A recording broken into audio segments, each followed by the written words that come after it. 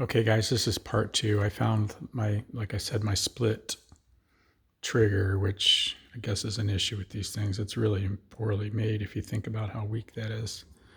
So I had this other body they sent me that I thought would work, but I guess it was dead. It was brand new, so I decided to start using some of the newer parts. And this is the new handle. I actually just mistakenly forgot to do it and reinstalled, because mine actually lost this tab as well. That broke off, as you can see on my old one here. That's busted off. So I'm going to use this, and then I'm just for cleanliness, this is all dust free, so I'll use these new body parts. So I just put my trigger back in and fed my screw up through that hole with the one screw.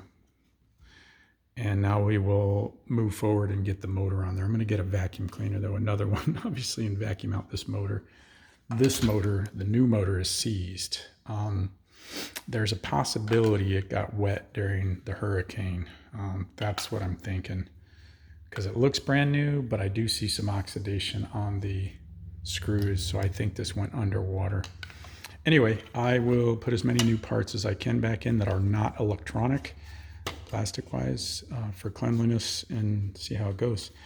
Okay, so it is a fiddly little project, but good luck with it, and I will answer any questions you have if I can. Talk to you later. Appreciate any likes and subscribes. Take care.